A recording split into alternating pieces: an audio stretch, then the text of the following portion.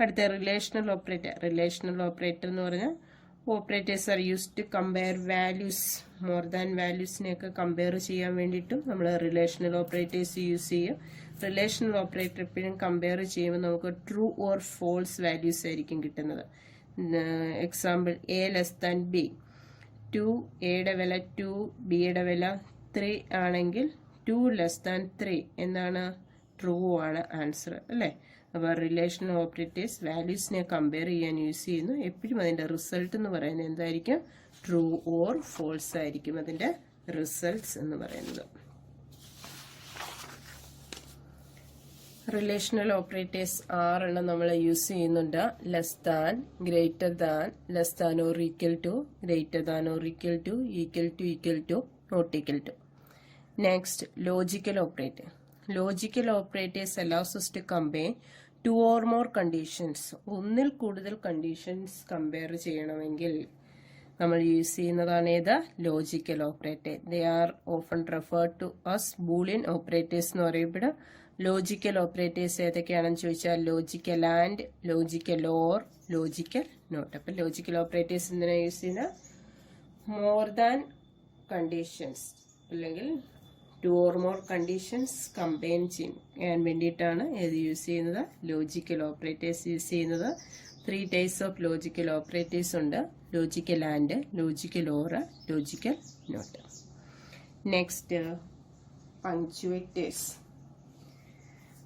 Punctuators means special characters like comma, semicolon, etc. used for the perfection of syntax of various constructs of the language. അതായത് punctuators എന്ന് പറഞ്ഞു കഴിഞ്ഞാൽ നമ്മളൊരു programme എഴുതുന്നത് ഏതെങ്കിലും രീതിയിലാണോ? അല്ല, പ്രോഗ്രാം എഴുതുന്നതിന് ഒരു സ്ട്രക്ചർ ഉണ്ട്.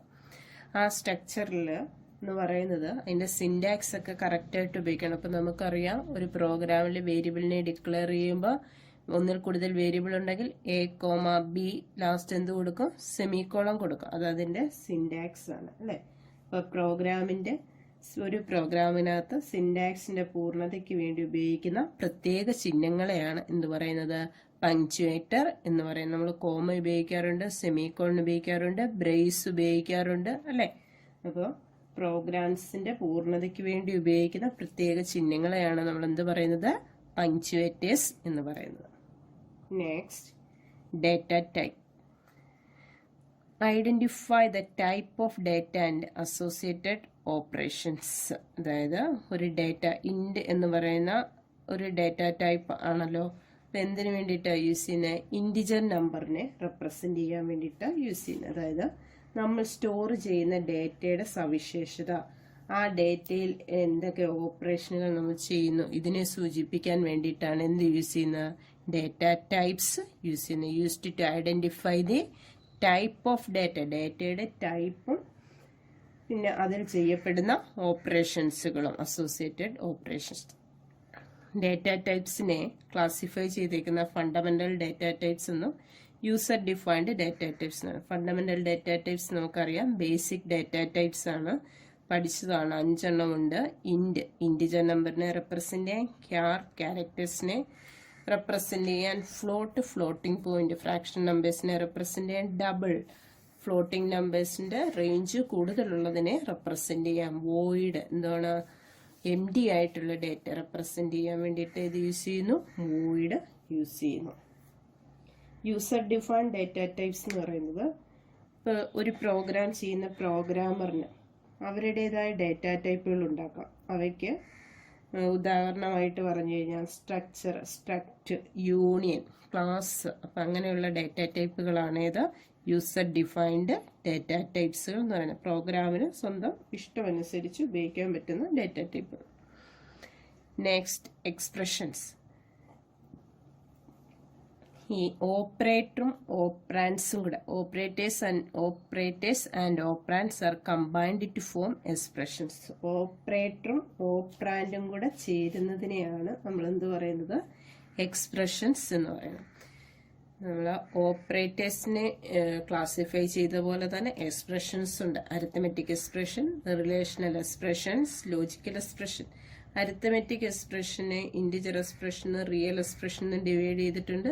അതായത് അരിത്തമെറ്റിക് ഓപ്പറേറ്റർ ഉപയോഗിക്കുന്ന പോലെ തന്നെ അരിത്തമെറ്റിക് ഓപ്പറേറ്ററും ഓപ്പറാൻഡ്സും കൂടി ഒരുമിച്ച് ഉപയോഗിക്കുന്നതിന് അരിത്തമെറ്റിക് എക്സ്പ്രഷൻ എന്ന് പറയും. റിലേഷണൽ ഓപ്പറേറ്റേഴ്സും ഓപ്പറാൻഡും കൂടി ഒരുമിച്ച് ഉപയോഗിക്കുന്ന റിലേഷണൽ എക്സ്പ്രഷൻസ്. അതുപോലെ തന്നെ ലോജിക്കൽ എക്സ്പ്രഷൻസും. റിലേഷണലും ലോജിക്കലും എക്സ്പ്രഷൻസിൽ നമ്മൾ ഓപ്പറേറ്ററിനകത്ത് കണ്ടതുപോലെ നമുക്ക് കിട്ടുന്ന ഔട്ട്പുട്ട് എന്തുമായിരിക്കും? ട്രൂ ഓർ ഫോൾസ് ഔട്ട്പുട്ട് ആയിരിക്കും നമുക്ക് കിട്ടുന്നത്. Next, type conversion. The process of converting the current data type of a value into another type. അതായത് നമ്മൾ നിലവിലുള്ള ഡാറ്റ ടൈപ്പിൻ്റെ വിലയെ മറ്റൊരു ഡാറ്റ ടൈപ്പിലോട്ട് മാറ്റണം. ഒരു ഡാറ്റ ടൈപ്പിനെ ഇപ്പം നമുക്ക് എക്സിസ്റ്റിംഗ് ഡാറ്റ ടൈപ്പിനെ വേറൊരു ഡാറ്റ ടൈപ്പിലോട്ട് മാറ്റുന്നതിനെയാണ് എന്ത് പറയുന്നത്? ടൈപ്പ് കൺവേർഷൻ എന്ന് പറയുന്നത്. ടൈപ്പ് കൺവേർഷൻ രണ്ട് രീതിയിലുണ്ട്. Implicit type conversion and explicit type conversion. Implicit type conversion എന്ന് വെച്ചാൽ compiler is responsible for the conversion, also known as type promotion. അതായത് ഇംപ്ലിസിറ്റ് കൺവേർഷനകത്ത് കമ്പൈലറാണ് ഡേറ്റ ടൈപ്പിനെ എന്ത് ചെയ്യുന്നത്? ഒരു ഡേറ്റ ടൈപ്പിൽ നിന്ന് വേറൊരു ഡേറ്റ ടൈപ്പിലോട്ട് പ്രൊമോട്ട് ചെയ്യുന്നത്. ഇൻ എക്സ്പ്ലിസിറ്റ് കൺവേർഷനകത്ത് യൂസറിന് എന്ത് ചെയ്യാം? ഒരു ഡേറ്റ ടൈപ്പിൽ നിന്ന് വേറൊരു ഡേറ്റ ടൈപ്പിലോട്ട് കൺവേർട്ട് ചെയ്യാൻ അവിടെ റെസ്പോൺസിബിൾ ആയിരിക്കുന്നത് ആരാണ്? യൂസറാണ്. അപ്പം അങ്ങനെയുള്ളതിനെ നമുക്ക് എന്തെന്നും പറയാം? ടൈപ്പ് കാസ്റ്റിംഗ് എന്നും പറയാം.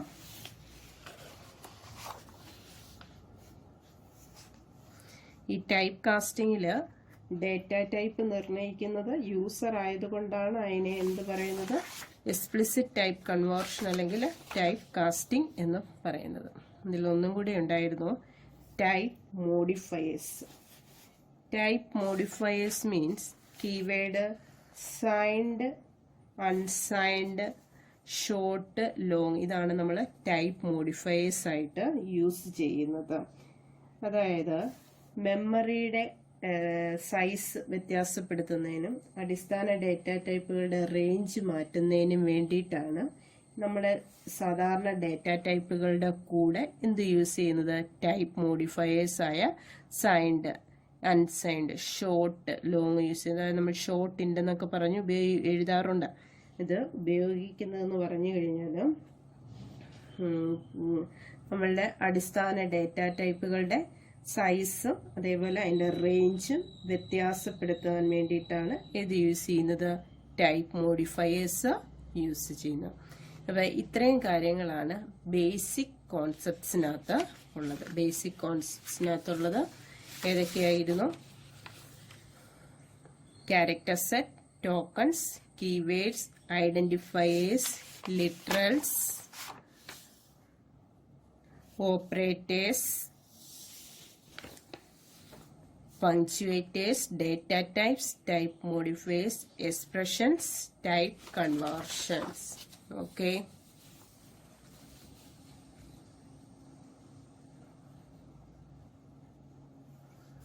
Next,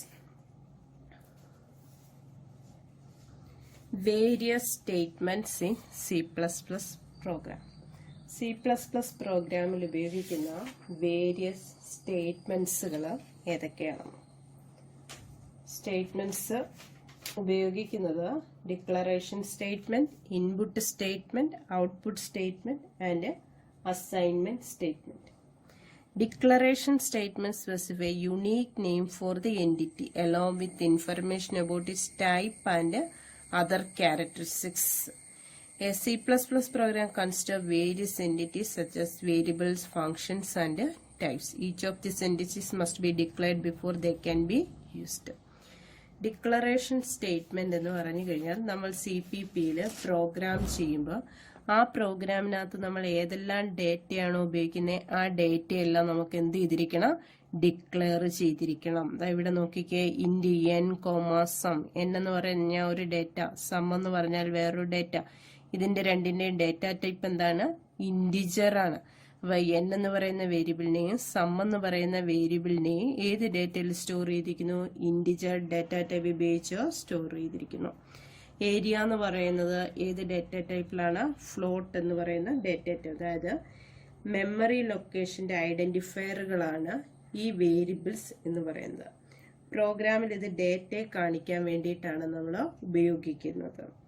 വേരിയബിൾ പ്രോഗ്രാമിൽ ഉപയോഗിക്കുന്നതിന് മുമ്പ് ഈ വേരിയബിൾസ് നമ്മളൊരു പ്രോഗ്രാമിൽ ഉപയോഗിക്കുന്നതിന് മുമ്പ് ഈ വേരിയബിളിനെ നമ്മൾ എന്ത് ചെയ്തിരിക്കണം? ഡിക്ലെയർ ചെയ്തിരിക്കണം. ഈ ഡിക്ലെയർ ചെയ്യുന്ന കൂട്ടത്തിൽ തന്നെ നമുക്ക് വേരിയബിൾസിന് എന്തും നൽകാം? വിലയും നൽകാം. അത് നോക്കിക്കേ. ഇൻഡ് n ഈക്വൽ ടു 10. ഇൻഡ് n ഈക്വൽ ടു 10 എന്ന് പറഞ്ഞാൽ എന്നിന്റെ വാല്യൂ എത്രയാണ്? 10 ആണ്. അപ്പൊ ഇങ്ങനെയുള്ള ഡേറ്റയെ ഡിക്ലെയർ ചെയ്യുമ്പോൾ നമ്മൾ വേറൊരു പേര് പറയും ഡേറ്റ, അതായത് വേരിയബിൾ ഇനിഷ്യലൈസേഷൻ എന്ന് പറയും. വേരിയബിൾ ഇനിഷ്യലൈസേഷൻ എന്ന് പറയും. ഡിക്ലറേഷൻ സ്റ്റേറ്റ്മെന്റ് ഇതേ ഉള്ളൂ. ഒരു പ്രോഗ്രാമിനകത്ത് നമ്മൾ യൂസ് ചെയ്യുന്ന ഡേറ്റയെ ആ പ്രോഗ്രാം തുടങ്ങുന്നതിന് മുന്നേ ആയിട്ട് എന്ത് ചെയ്തിരിക്കണം? ഡിക്ലെയർ ചെയ്തിരിക്കണം. ഈ ഡിക്ലെയർ ചെയ്യുന്ന വേരിയബിളിന് അപ്പോൾ തന്നെ നമുക്ക് എന്തും കൊടുക്കാം? അതിന് വിലയും കൊടുക്കാം. ആ വാല്യൂ കൊടുത്ത് ഒരു വേരിയബിളിനെ ഡിക്ലെയർ ചെയ്യുന്നതിനെ നമ്മൾ എന്ത് പറയും? വേരിയബിൾ ഇനിഷ്യലൈസേഷൻ എന്നും പറയും. ഇനി നമുക്ക് കോൺസ്റ്റ് ഇൻഡ് n ഈക്വൽ ടു 10 എന്ന് പറഞ്ഞാൽ കോൺസ്റ്റന്റ് എന്ന് പറഞ്ഞാൽ കോൺസ്റ്റന്റ് എന്നുള്ളതിന്റെ കീവേഡ് ആണ് കോൺസ്റ്റ് എന്ന് പറയുന്നത്. അതായത് ഈ കോൺസ്റ്റ് ഇൻഡ് n ഈക്വൽ ടു 10 എന്ന് വെച്ച് കഴിഞ്ഞാൽ ഈ പ്രോഗ്രാമിൽ ഈ എന്നിന്റെ വിലയ്ക്ക് എന്ത് കാണത്തില്ല? ഒരു മാറ്റവും കാണത്തില്ല. പ്രോഗ്രാമിൽ എന്നിന്റെ വില എന്ത് ചെയ്യത്തില്ല? ചേഞ്ച് ചെയ്യത്തില്ല. അതുകൊണ്ടാണ് എന്ത് യൂസ് ചെയ്തിരിക്കുന്നത്? ആക്സസ് മോഡിഫയർ ആയ കോൺസ്റ്റ് യൂസ് ചെയ്തിരിക്കുന്നത്. അപ്പൊ എന്നിന്റെ വില എന്ത് ചെയ്യത്തില്ല? Do not change. വേരിയബിളിന്റെ വാല്യൂ എന്ത് ചെയ്യത്തില്ല? ചേഞ്ച് ചെയ്യത്തില്ല. അപ്പൊ ഡിക്ലറേഷൻ സ്റ്റേറ്റ്മെന്റ് എന്ന് പറഞ്ഞാൽ ഒരു പ്രോഗ്രാമിലെ വേരിയബിൾ ഉപയോഗിക്കുന്നതിന് മുന്നേ ആ വേരിയബിളിനെ നമ്മൾ എന്ത് ചെയ്തിരിക്കണം? ഡിക്ലെയർ ചെയ്തിരിക്കണം. ഡിക്ലെയർ ചെയ്യുന്ന സമയത്ത് തന്നെ ആ വേരിയബിളിന് വാല്യൂ കൊടുക്കുന്നതിന് നമ്മൾ എന്തെന്ന് പറയും? ഇനിഷ്യലൈസേഷൻ എന്ന് പറയും. ഇനി നമുക്ക് കോൺസ്റ്റ് ഇൻഡ് n ഈക്വൽ ടു 10 എന്ന് കൊടുത്താൽ അതിന്റെ മീനിങ് എന്താണ്? കോൺസ്റ്റ് എന്ന് പറയുന്നത് കോൺസ്റ്റന്റ് എന്നാണ്. കോൺസ്റ്റന്റിന്റെ ഇതായിട്ട് ഉപയോഗിച്ചിരിക്കുന്നതാണെന്ന് കോൺസ്റ്റ് എന്ന് പറയുന്ന കീവേഡ്. ഇതൊരു ആക്സസ് മോഡിഫയർ ആണ്. ഇത് n ഈക്വൽ ടു 10 എന്ന് കൊടുത്തു കഴിഞ്ഞാൽ ഈ എന്നിന്റെ വാല്യൂവിന്, അതായത് ഈ വേരിയബിളിന്റെ വാല്യൂവിന് എന്ത് സംഭവിക്കത്തില്ല? ചേഞ്ചസ് സംഭവിക്കത്തില്ല. Next, input and output statement. Input operator നമ്മൾ യൂസ് ചെയ്യുന്ന സ്റ്റാൻഡേർഡ് ഇൻപുട്ട് സ്ട്രീം, അതായത് ഏതാണ്? സിഇൻ. ആൻഡ് ഔട്ട്പുട്ട് ഓപ്പറേറ്റർ യൂസ് ചെയ്യുന്ന സ്റ്റാൻഡേർഡ് ഔട്ട്പുട്ട് സ്ട്രീം, അതായത് ഏതാണ്? C out. The input operator takes the value through in. നമ്മൾ ഇൻപുട്ട് വാല്യൂവിനെ പ്രോഗ്രാമിനകത്തോട്ട് എടുക്കുന്നത് ഏത് വെച്ചിട്ടാണ്? സിഇൻ വെച്ചിട്ടാണ്. And stores in A variable. ഈ വാല്യൂവിനെ പ്രോഗ്രാമിനകത്തോട്ട് എടുക്കുന്നത് സ്റ്റോർ ചെയ്യുന്നത് ഏത് വെച്ചിട്ടാണ്? സിഇൻ വെച്ചിട്ടാണ്. C++ പ്രൊവൈഡ് ചെയ്യുന്ന ഈ ഓപ്പറേറ്ററിനെ നമ്മൾ എന്ത് പറയും? എക്സ്ട്രാക്ഷൻ ഓപ്പറേറ്റർ അല്ലെങ്കിൽ ഗെറ്റ് ഫ്രം ഓപ്പറേറ്റർ എന്ന് പറയും. ഇതാണ് ഏതിന്റെ കൂടെ ഉപയോഗിക്കുന്നത്? സിന്റെ കൂടെ ഉപയോഗിക്കുന്നത്. സിന്റെ കൂടെ ഉപയോഗിക്കുന്ന ഓപ്പറേറ്ററിനെ എന്ത് പറയും? എക്സ്ട്രാക്ഷൻ ഓപ്പറേറ്റർ അല്ലെങ്കിൽ ഗെറ്റ് ഫ്രം ഓപ്പറേറ്റർ എന്ന് പറയും. C++ give the operator. ഈ ഓപ്പറേറ്ററിനെ എന്ത് പറയും? ഇൻസേർഷൻ ഓപ്പറേറ്റർ അല്ലെങ്കിൽ പുട്ട് ടു ഓപ്പറേറ്റർ എന്ന് പറയും. ഇൻസേർഷൻ ഓപ്പറേറ്റർ അല്ലെങ്കിൽ പുട്ട് ടു ഓപ്പറേറ്റർ ആണ് ഇതിന്റെ കൂടെ ഉപയോഗിക്കുന്നത്? സി ഔട്ടിന്റെ കൂടെ ഉപയോഗിക്കുന്നത്. അപ്പൊ input and output statement. Input statement ഏതാണ്? സിഇൻ എന്ന് പറയുന്ന സ്റ്റേറ്റ്മെന്റ് ആണ്. അതിന്റെ കൂടെ ഉപയോഗിക്കുന്ന ഓപ്പറേറ്റർ എക്സ്ട്രാക്ഷൻ ഓപ്പറേറ്റർ അല്ലെങ്കിൽ ഗെറ്റ് ഫ്രം ഓപ്പറേറ്റർ. C++നകത്ത് നമ്മൾ ഔട്ട്പുട്ടിന് വേണ്ടി ഉപയോഗിക്കുന്ന സ്റ്റേറ്റ്മെന്റ് ആണ് ഇത് സി ഔട്ട്. സി ഔട്ടിന്റെ കൂടെ യൂസ് ചെയ്യുന്ന ഓപ്പറേറ്റർ ആണ് ഇത് ഇൻസേർഷൻ ഓപ്പറേറ്റർ അല്ലെങ്കിൽ put to operator. Next, assignment statement. Assignment operator is represented by the symbol. Assignment ഓപ്പറേറ്ററിന് വേണ്ടിയിട്ട് നമ്മൾ റെപ്രസെന്റ് ചെയ്യുന്ന സിമ്പൽ ആണ് ഇത് ഈക്വൽ ടു എന്ന് പറയുന്ന symbol. The assignment operator takes the value on the right and stores it in the variable on the right side. നോക്കിക്കേ, for example n equal to 20. ഇവിടെ ഉപയോഗിക്കുന്ന അസൈൻമെന്റ് ഓപ്പറേറ്റർ ഏതാണ്? Equal to. ഇപ്പൊ എന്നിനെ എത്രയായിട്ട് assign ചെയ്തിട്ടുണ്ട്? 20 ആയിട്ട് അസൈൻ ചെയ്തിട്ടുണ്ട്. അപ്പൊ വേരിയസ് സ്റ്റേറ്റ്മെന്റ് ഇൻ C++ 3 ഉണ്ട്. ഡിക്ലറേഷൻ സ്റ്റേറ്റ്മെന്റ് വേരിയബിൾസിനെ ഡിക്ലെയർ ചെയ്യാൻ വേണ്ടി ഉപയോഗിക്കുന്നു. Input and output statement and assignment statement.